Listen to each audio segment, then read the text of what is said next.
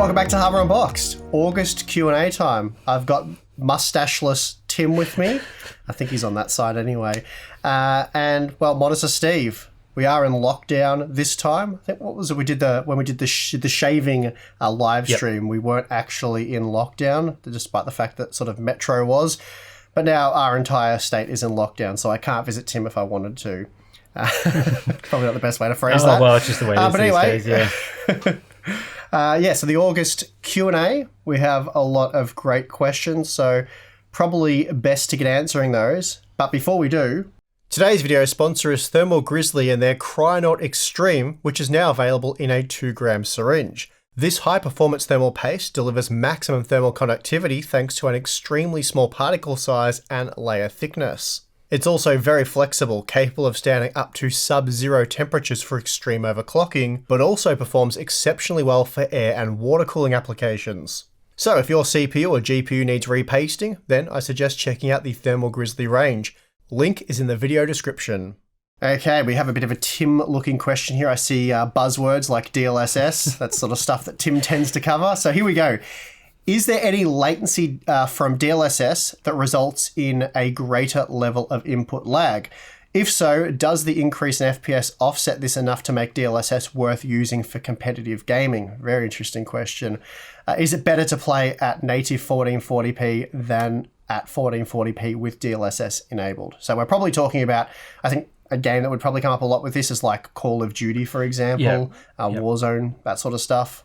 Yeah, so this question has come up so often, especially recently since the launch of FSR, where it's kind of, we're now getting these competing technologies. Intel XeSS is going to come soon as well, that I think I will commit some time to actually going through and testing this. So testing the games that do have DLSS and FSR enabled. They're not going to be competitive games just yet because I don't think there's any of those available with both. But I certainly do want to test this claim because I have heard from people that play competitively, especially in a game like Call of Duty Warzone, that DLSS does increase input latency.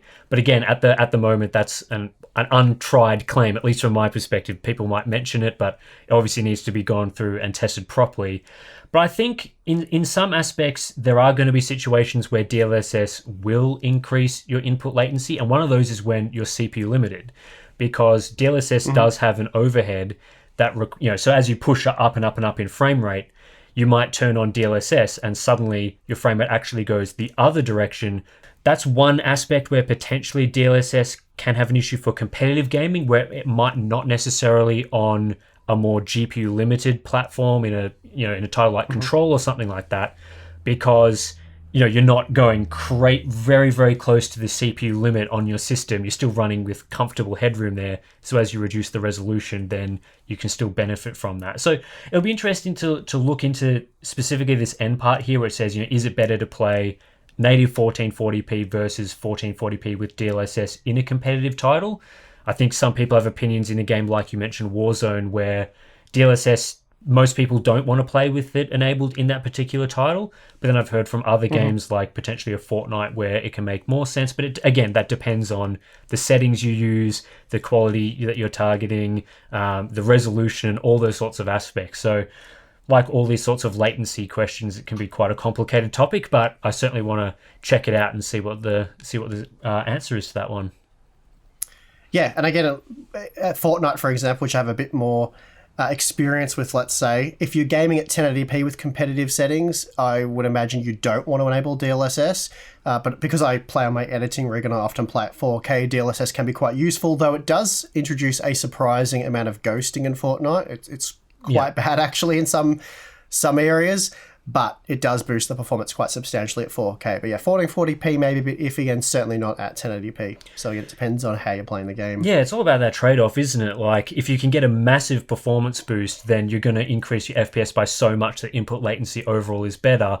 But when you are close to that CPU limit, like at 1080p, DLSS might only be giving you like 10% higher frame rate. So then does that offset any potential latency introductions from using it? Again, that's something that we're going to have a look at. Okay, Steve, with AMD resolving most of its memory issues by ramming more cache into its CPUs and GPUs, latency in CPUs and bandwidth in GPUs, how much more can they do this before it becomes either impossible or too impractical to ram more cache into ever-shrinking processors?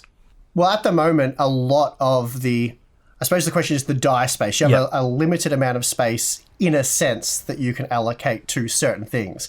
And obviously you want cores in there, that they're kind of important to have some cores.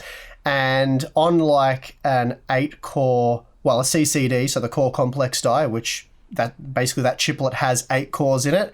And it's something like 50% of that die space, that area is allocated or occupied by L3 cache. So for Zen 3, right? Like basically the latest generation. For Zen 3, for Zen 3, right. So you have, the CCD, basically half of that is L3 cache already. So I'd say that's a pretty substantial space. Obviously, the rest of it is mostly made up by cores. And then with the upcoming V cache, that will triple it, essentially, won't it? Because we're going from 32 megabyte on die to then 96 megabytes, so 64 megabyte V cache. So you're basically looking at the vast majority of that CPU being L3 cache. So I think they're already stuffing as much in there as they possibly can. In the future with this V cache, they may be looking to remove the L3 cache from the CCD. So the CCD will be primarily just the cores. And then on top of that, the next layer, you'll have your L3 cache. And I think that's probably where they'll be looking to take this. I don't know for sure. This is just a hunch.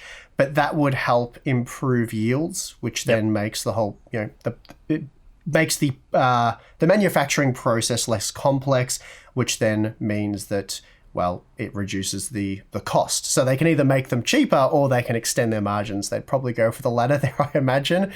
But that may be something they're looking at doing. And I think for the end users, it doesn't really change too much if you're getting more L3 cache that's going to, as we've seen, benefit things like gaming performance. So that's a good thing.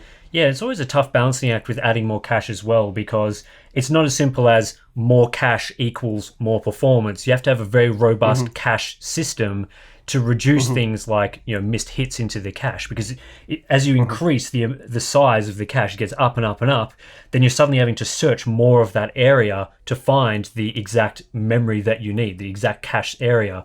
So these CPUs need to become much more intelligent about how they manage that for applications where maybe not all of that cache is required. You're only using a portion. You don't want to reduce the latency to access that memory. So I think with these Vcache systems, it'll be very interesting to see how all of that plays out. How robust AMD system is for searching into the cache and finding the required stuff. And so certainly, they could go from 96 meg to a gigabyte of cache, but that doesn't necessarily mean that you're going to get 10 times the performance. It may only be in that small range of 10-20% more. So lots of stuff to play out there, but obviously cache is very important, and I would expect it to continue to grow substantially, especially with node shrinks. You can put more cache in, hope for the best. As the core count increases as well, obviously it becomes more beneficial, the more cache factor. So, and those cores have to be heavily utilized and all that sort of stuff. But yes, it's basically how things are going to go moving forward anyway. More cores, more cache. AMD stated that they saw a 4 to 25% performance increase, averaging about 15% across the board, by only adding 3D cache on existing Zen 3 CPUs. After all the testing for the more cores versus more cache video, check that one out if you haven't seen it already, how believable do you think those numbers are? And considering a Zen 3D refresh could be in the works, would that performance be worth holding off on an upgrade over just getting a Zen 3 part today? Okay, well, the first part of that question is how believable do we think AMD's marketing numbers are? They seem very believable to me based on what we saw with the Intel 10th Gen parts in the more cores, more cache video, but also what we've seen with the new Zen 3 based APUs that have half the L3 cache of the standard desktop parts without the iGPUs. And the performance difference there is substantial. That doesn't mean that going the other way would be just as substantial, because as we've talked about, it's not sort of a linear scaling thing. But their claims of 4 to 25% seem very reasonable. In some games, you're going to see very little benefit because the games aren't utilizing that, whereas you're up to 25%, sure. So I don't have any trouble at all believing that. And then I think the last bit's sort of a crystal ball type question. I can't answer any of it, to be honest, because what sort of performance improvement would we need to see over existing Zen 3 parts for it to be considered, worthwhile upgrade or going for that instead. And that is entirely based on pricing. Yeah, exactly. So that's yet to be seen. So we can't really make that judgment call. Obviously, if it improves your cost per frame or your cost per whatever, then it may be worth getting the Zen 3D part instead. Tim, this one is specifically aimed at you. They don't want to hear from me on this one, so that's fine. I'll let you do all the work. Do you agree with the notion that you should only upgrade your PC if you can double your performance, or else it's not worth it? My dad tells me that all the time, and I want to hear your thoughts. So, Tim, double the performance or forget about it?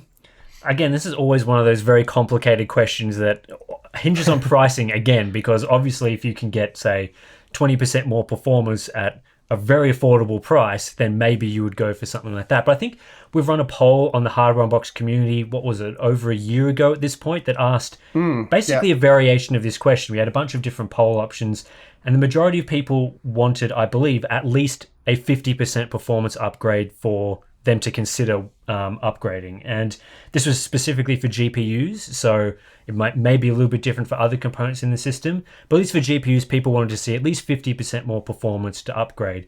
And again, that's going to come down to things like, is that 50% more performance at the same price? Because obviously, if you're having to spend 50% more performance and the price is increased by 100%, then that's not going to incentivize as many upgraders. So I think if we're talking about the same price as your previous component and you're getting 50% more performance, that's where I would start to see the benefit for most people. But again, like as professional video editors, for example, for us, if we're able to save like 10 minutes on a render time and that's only a 10% improvement and it's going to cost us a lot of money to do that, then that may still be worth it for someone like us that is very time constrained, and obviously for a lot of other professionals as well that really rely on, you know, the time equals money sort of situation. So it really depends on your use case and, again, the price of upgrades and all those sorts of factors. But I think double your performance is a pretty substantial upgrade these days, and you'd need to be waiting,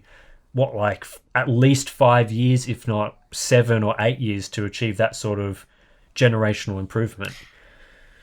Yeah, I mean, like, as an extreme example, do you want to wait till you're only able to play at 30 FPS before jumping up to 60, or from 60 to 120? Like, that's a huge performance jump. I think a lot of people would be happy going from, you know, if they sort of started at 120 FPS and then it gets all the way back down to, say, you know, 60 to 80, being able to jump back up to that sort of sweet spot where you can start taking advantage of high refresh rate monitors at the same price a few years down the track is probably worth it, and that would sort of incentivize you to upgrade rather than hold out and wait for it to get to double. All right, next question is, Steve, do you use DDU when swapping video cards during a benchmark session? If not, then how do you clean and install the graphics driver when changing cards? Yes. That's pretty much how to answer that one. I use DDU, awesome bit of software. It's made our lives so much easier.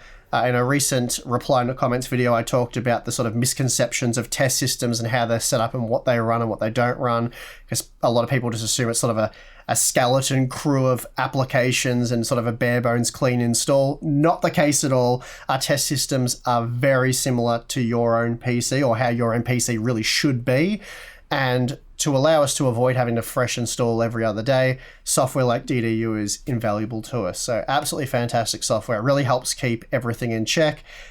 Before that, we used to have funny driver issues where you'd sort of lose a bit of performance here and there and you couldn't work out why, and uninstalling and reinstalling and stuff didn't seem to improve it. Fresh install and you get back to where you needed to be. But with DDU, it just does a great job of cleaning it up all quickly in safe mode, reboot into your normal mode, install the latest driver, and away you go. So highly recommend DDU, even if you haven't had any, even if you're having, well, I suppose if you're having any crashing issues or anything weird like that, rather than try to update or install a driver, I would recommend doing a full DDU, especially for people that maybe had a Radeon graphics card and they moved to a GeForce graphics card. Once you do that, it's really hard to get rid of the AMD driver properly, or vice versa. So use DDU, clean the old drivers, clean the current drivers, load back into Windows, and install the latest version of the drive that you need to. So yeah, it's good stuff. I imagine you use it as well too. Yeah, absolutely.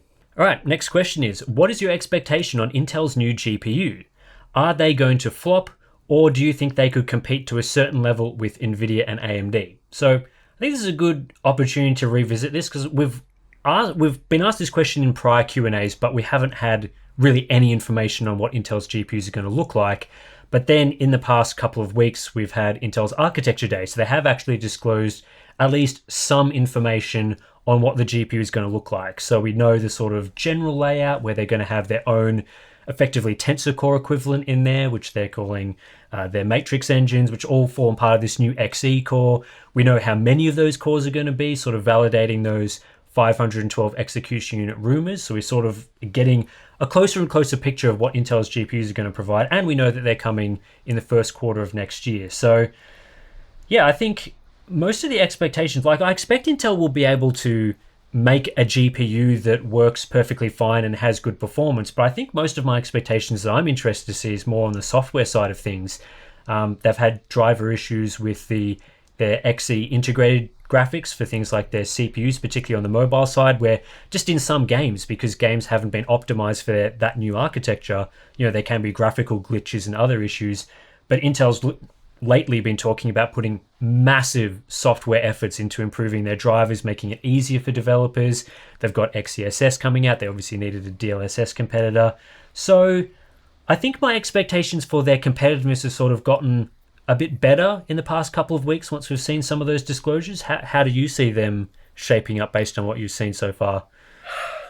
Yeah, sort of similar thoughts and feelings about it. I mean, ultimately, my guess, even if you want to call it an educated guess, my opinion on this is kind of worthless because if you look at something like RDNA, yep, it's like when AMD announced RDNA, it was like, okay, is it going to be another Vega? Will it be, we got the 5700 XT, which was a good mid-range card, so sort of beat our expectations there. But then RDNA 2, it was like, are they really going to make the necessary step with that? And we had a long history of this company making Radeon GPUs, and it was still a kind of an unknown how good RDNA 2 would be. And we heard rumors that it'll be competing with, when we saw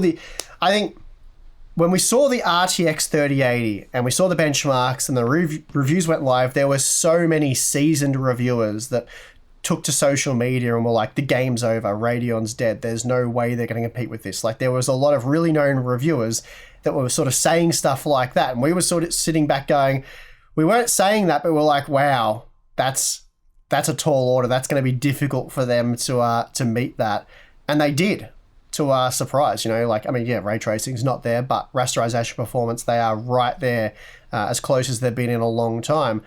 So I guess the point I'm trying to make is we knew a lot more about the Radeon situation than we do with Intel's situation. So it's anyone's guess as to how this will turn out. But I think, there's going to be some rocky inroads for them for sure. There's a lot of things they need to establish and overcome before they're a true competitor. But they have the money. They could just cut. They have the money. Yeah, but that's only, money's, while that's certainly very helpful, there's also the whole time thing. Getting the products out there, getting people buying them, using them, ironing out bugs, getting yourself established in the ecosystem. There's plenty of work to be done. But as you say, they've got the money to make it happen.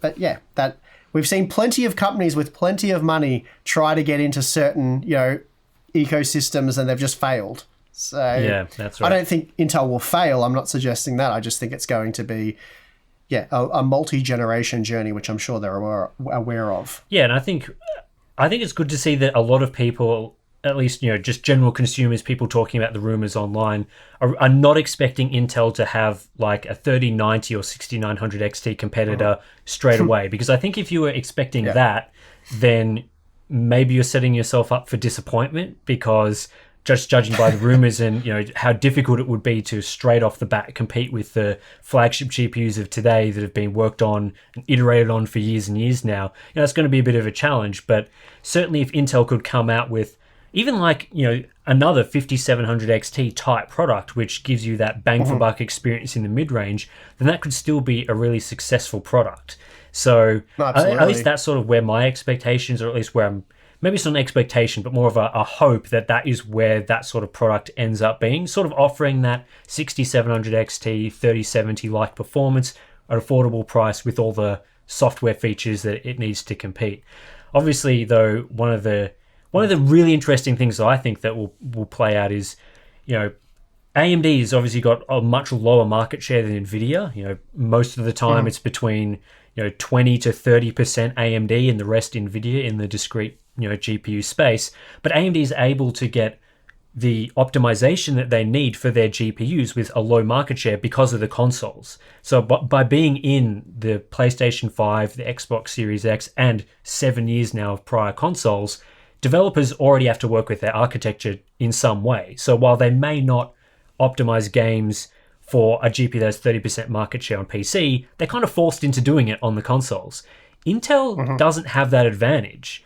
So it's that's a thing that I will find very interesting to see. If Intel has, say, like a 5% market share, how many developers are going to be optimizing for their GPUs? Does Intel need to start forking out loads of money to get developers to do it because they can't, they're not in consoles, they can't really fold it in that direction? Again, lots of stuff to play out there. Would be very interesting to see what happens. Yeah, it's a very ambitious project with, I'm sure, ambitious goals. And yeah, Intel has a lot of money, but that doesn't mean they're going to throw infinite money at making this work. I'm sure there's a budget to make it happen. And if they fall short of that, it may be a failed project. So yeah, fingers crossed they can pull it off, because a 5700 XT-like product in the current market would just be what everyone needs, really. And it's no better time for someone probably to jump in and offer something half decent, because I think people are willing to compromise on stuff like maybe driver support and things like that and deal with a few hiccups if they can get something that performs, well, basically like the 5700 XT did, the 5700 XT situation all over again, where a bit of a rocky start there, wasn't the most polished product, that's for sure, at least for a lot of people, but the price was quite good compared to what you could get from the competing brand.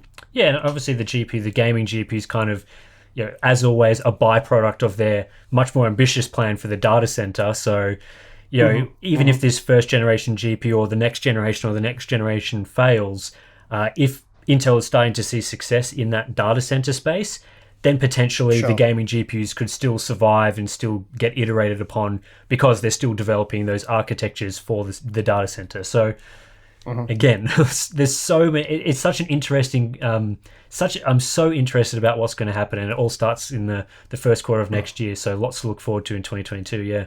Okay, next question here. If the Intel GPUs turn out to be quite good, what prices should these GPUs be priced at so they can compete with AMD and Nvidia? Pretty simple question there, really.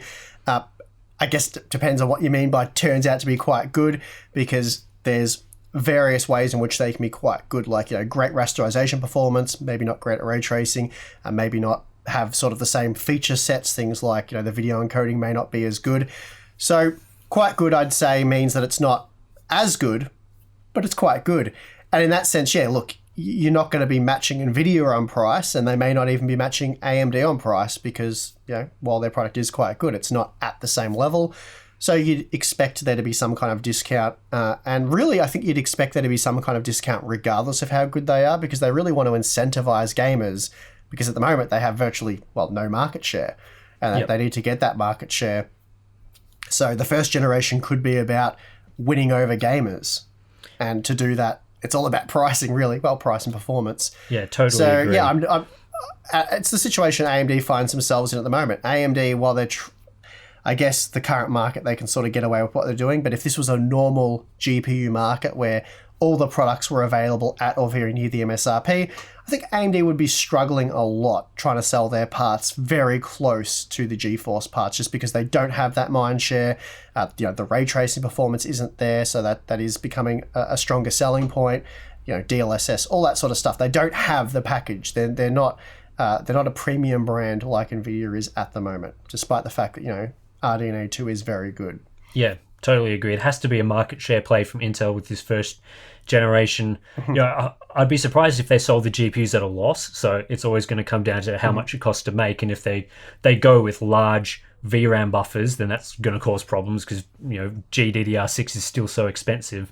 But they absolutely have to price it lower. And hopefully we see a situation where the pricing is substantially lower than their competition, because at the end of the day, if Intel is going for market share, if they're saying we want to aggressively build our GPU brand, and to do that we need to price our GPUs lower, have competitive performance, and get our features up over time, again, that only benefits consumers, you guys who are out there buying GPUs, because if you can get really good performance from an Intel GPU and it's a lot cheaper than the competition, then that causes all sorts of competitive stuff down the track and helps you guys out. So again, it's going to be great to see what happens there. So fingers crossed that they take that opportunity. Again, in the current market, maybe they just go for the let's hope we can sell these for as much money as we can. But again, there's still a lot to play out in the next 6 months. We don't know what GPU pricing will be like. Okay, what are your opinions on Gigabyte's response to Longhair Steve's video on their exploding PSUs? So that is obviously Longhair Steve from Gamers Nexus, who we all know very well. So what are our opinions on Gigabyte's response? Well, I personally wasn't at all surprised by their response. It just seemed like the typical sort of response they'd go for. Downplay it as much as possible, make a few promises that they're going to stand by their products and, you know, replace them, but then in regions where they're not really forced to do that, sort of just not do that. And yeah, I wasn't shocked by it, to be honest with you, especially from a company like Gigabyte. Someone like MSI might have had a better response because they've had to deal with this a lot more recently. So hopefully they've learnt a few things. It was kind of similar to the response we got from ASUS when we ran into problems with their tough 5700 XT series cards or 5700 series cards and the Strix series. Yep. And even sort of similar to the laptop guys from ASUS with the issue you ran into. So companies that aren't that experienced with this stuff tend to go this way, and their natural reaction is to downplay things or try and appease the customer base and hope that they sort of move on to something else. And yeah, I think that's right. So it doesn't surprise me. It's a classic, this is not excusing Gigabyte and how they acted at all. It's just that It's not surprising that when a company has sort of their first issue like this, that they go into full-blown damage control mode, because as you say, they don't have the experienced people in those positions to know the right way to handle this thing. And yeah, it causes brand damage for them. We're seeing lots of comments, not just on Gamers Nexus video, but on our video for unrelated Gigabyte products like monitors and so on. People talking about this saying, oh, Gigabyte's response to this PSU issue was totally unacceptable, so I'm not going to buy a Gigabyte product that's not even a PSU. It might be their graphics cards, motherboards, monitors, whatever. So, you know, I think it's disappointing that despite the fact that, you know, we see these issues come up, you know, every year or two, there's, you know, one brand does one bad thing and has to cop it over making poor quality products. But then it seems that most companies, unless it has happened to them specifically in the past before, they don't really learn their lesson. Like, they don't look at other companies. Like, Gigabyte's not looking at MSI going, oh, MSI handled that particular problem well, we should handle our problem well. It's all about, you know, a lot of it comes down to like the pride in the company and those things. You know, we want to make sure that our brand looks the best. We haven't run into those problems before, so hopefully we can get out of this without, you know, causing too much damage for us. And again, it always goes down, or effectively always goes down the exact same path, which is why when the LG issue came up with LG and their stuff that happened with us with the editorial control stuff, that I was surprised with how they handled it. It seemed like they did actually learn lessons from other companies. Whereas again, with this Gigabyte issue, it's kind of, unfortunately gone down the path that it has. And it's only going to cause more problems for them. Like trying to challenge Gamers Nexus testing and all those sorts of things in their responses. Yeah, again, it's just not going to end well. They're going to have to cop it. There's going to be a heat for a while. And the only response from here really is just to make better products, do the best possible job they can with products, and restore the trust of consumers over time by doing the best they can. So it's pretty much where it's at.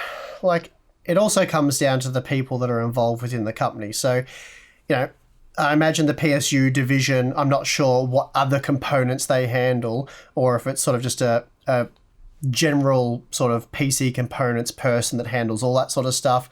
But, you know, as we found with ASUS, you know, the VGA people handled things differently to the laptop people. And you could find that it's a similar thing with Gigabyte. It also depends on the region. And we've seen it with MSI. Like, our local MSI representatives are great. They do a fantastic job. They take the sort of critical stuff that we do really well and look to improve the products. But then that may not be the case in other regions. And we've seen that before with MSI, for example.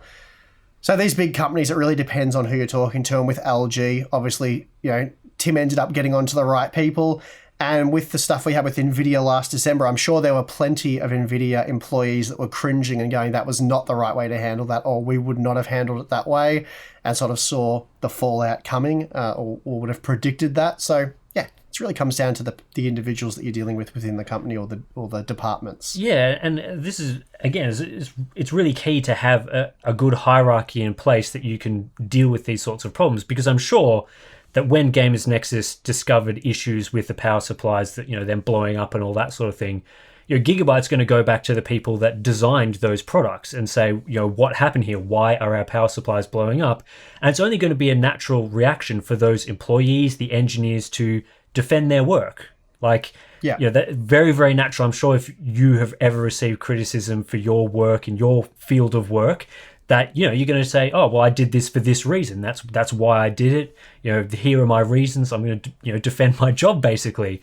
And then the hope is within the company is that you have people in between the media and those employees that can deal with that message. So they can take what the engineers are saying and sort of manipulate that into, okay, well, the engineers said that they designed it for this reason, but that turns out to have been flawed, blah, blah, blah, blah, blah. We're going to do our best to fix it.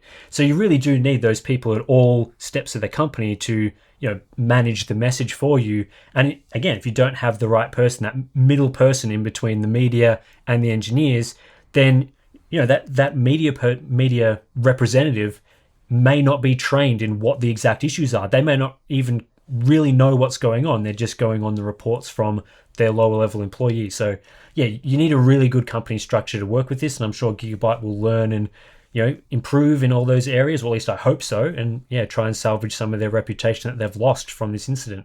Is there any reason why CPU IHSs, so the basically the aluminium block that goes over the top of the CPU, the heat spreader, aren't bigger to provide bigger surface area to cool the silicon? Spreading out the pins and making a bigger socket will not dramatically increase motherboard costs.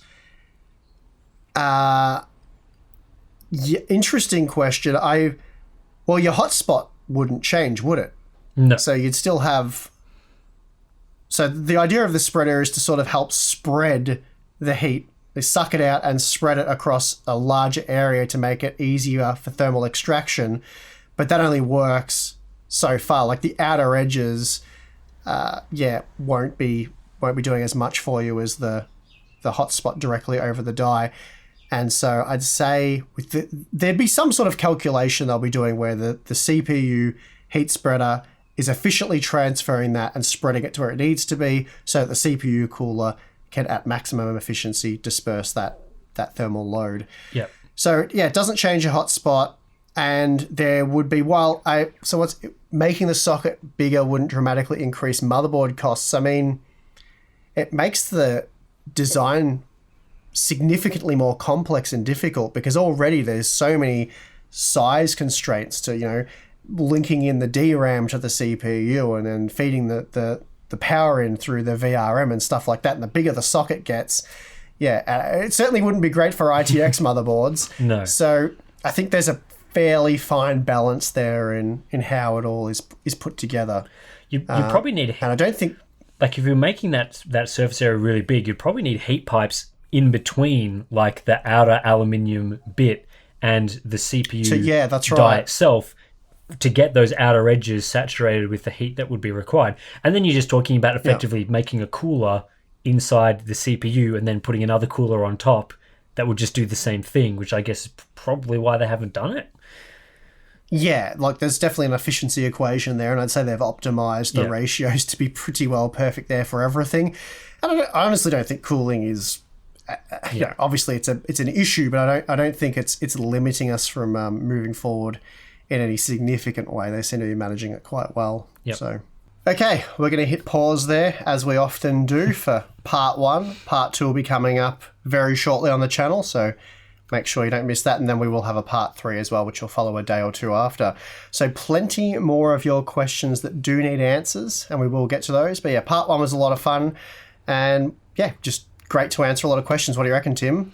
Yeah, as always, you can If you're interested in supporting the channel, we've got our Patreon and Floatplane accounts. Links in the description below. We'll be doing our monthly live stream pretty soon, probably after the time this episode comes out on YouTube. So there should still be a little bit of time if you want to sign up and get access to that. But if not, there's still behind the scenes videos, we said monthly live streams, but I meant the monthly Discord community, which is not monthly. It's actually available every single day, every hour of the day. There are monthly live streams that you can go back and watch as well, and there's a lot of cool info in those, so plenty to watch is, I guess, what you're getting at. Plenty of interesting content for our supporters, so yeah, check out the links in the description below, and yeah, that's pretty much it, so I guess we should probably sign off from this one. I'm your host, Tim. I'm your host, Steve. See you next time.